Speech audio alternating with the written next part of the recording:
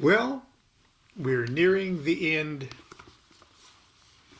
of understanding Aleister Crowley's Thoth Tarot.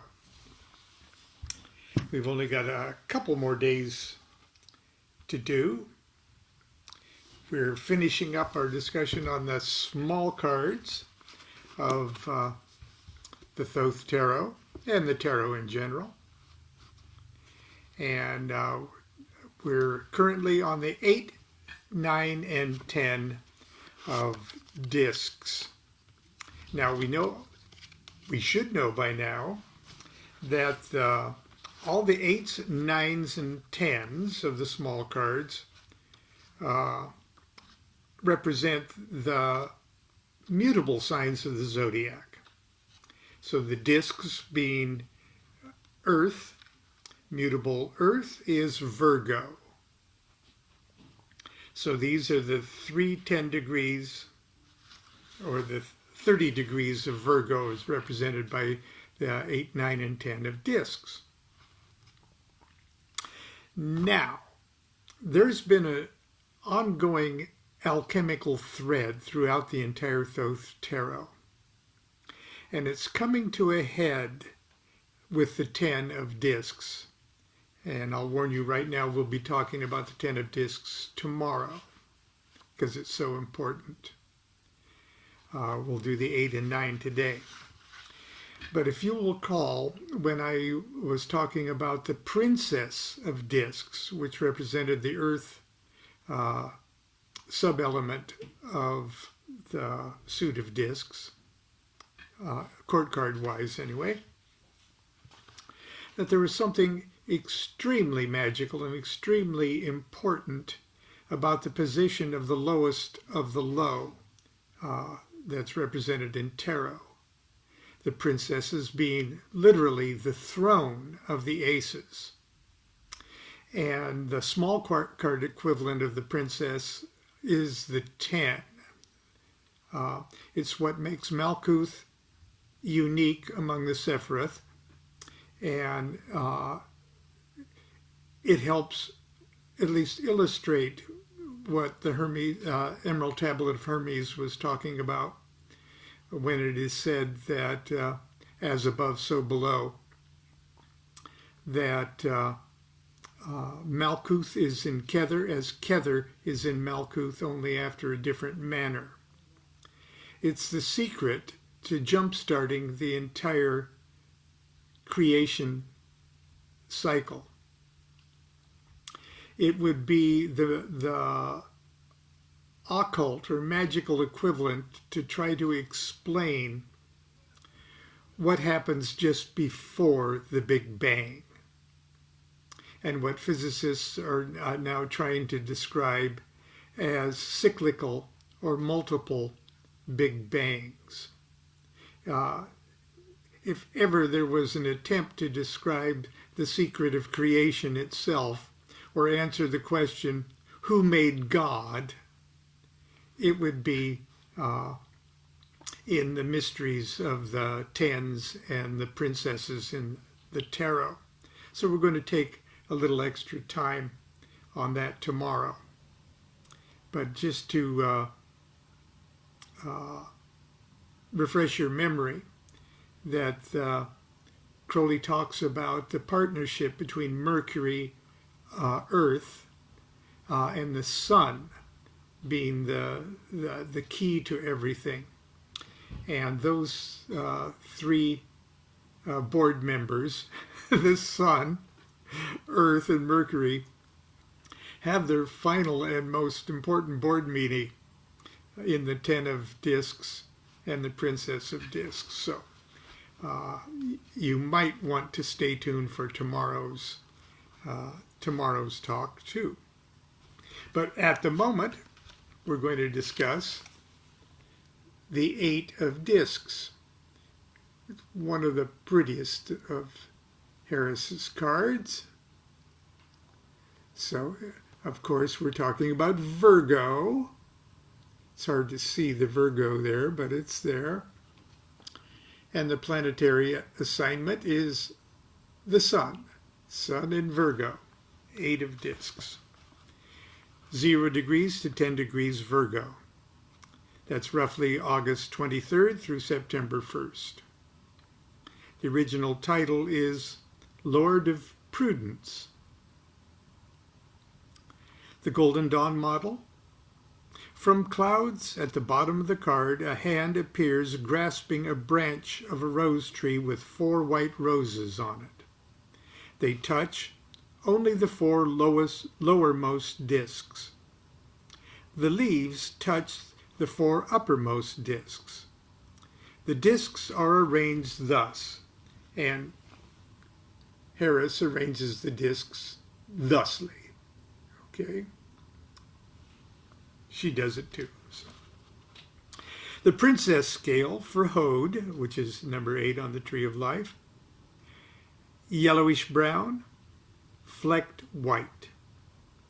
The 4 scales for Sol are orange, gold yellow, rich amber, and amber rayed red. The 4 scales for Virgo are green, yellowish, slate gray, green gray, and plum colored. The formula that makes prudence prudent is 8 Hode of discs, Asaya, plus Sol in Virgo equals prudence. Why is the 8 of discs, prudence, so inoffensive, while the 7 of discs, which we talked about yesterday, is so perfectly awful? Both cards are low on the Tree of Life and off the middle pillar. The formula explains it all. Hode is the sphere of Mercury. Mercury both rules and is exalted in Virgo. Virgo is the mutable zodiac sign, and therefore the stabilizing influence of Earth. Earth is the element of Asaya and the suit of discs. Isn't all that cozy? And finally, the sun radiates its life-giving rays upon this mental Mercury fertility, Virgo Earth. Of course, everything isn't perfect. The number 8 position is still unbalanced and weak. There are enough mitigating factors, however, to make Crowley's comment on this card, quote, signifies intelligence lovingly applied to material matters, especially those of the agriculturalist, the artificer, and the engineer. The discs are plum-colored blossoms of a thick stalked tree firmly planted in the earth. Let's look at that again.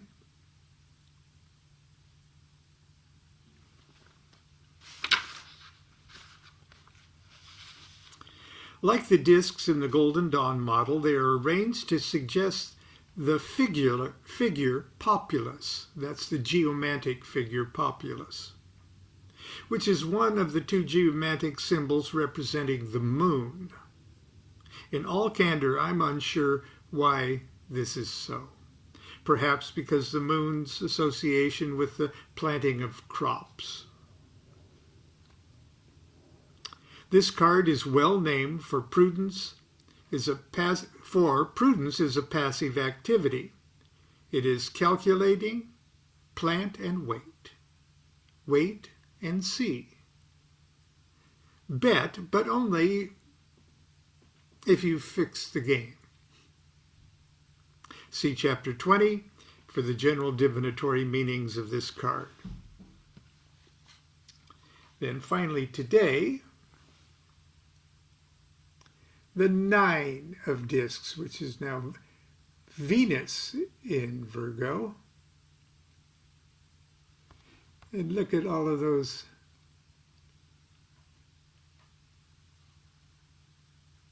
It's a very pretty card, and when it shows up in a tarot reading, you're usually happy to see the 9 of discs.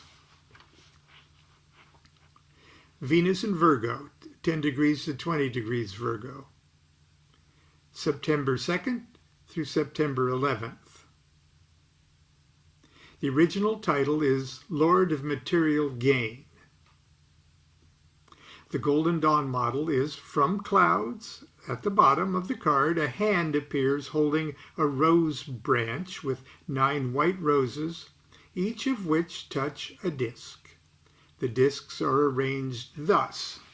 Okay, and that's how the discs are arranged. That's in the Golden Dawn model. Obviously, Harris didn't do that. The Princess Scale for Yesod. Citron, flecked azure. The 4 scales for Venus are emerald green, sky blue, early spring green, bright rose or cerise rayed pale green. The 4 scales for Virgo are green, yellowish, slate gray, green gray, plum colored. The formula that makes gainfully employed is 9 Yesod of discs, Asiya, plus Venus in Virgo equals gain.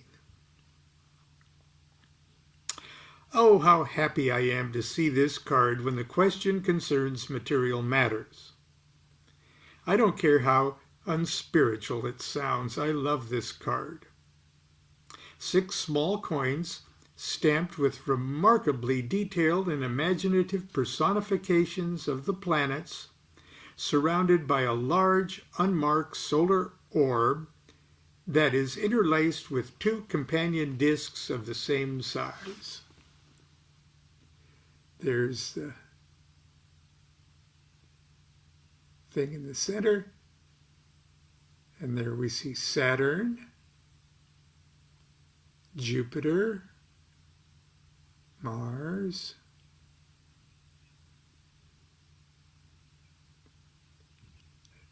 I think that's Venus, Mercury, of course that's Venus, Mercury. It's a little hard to see that, but that's a lunar.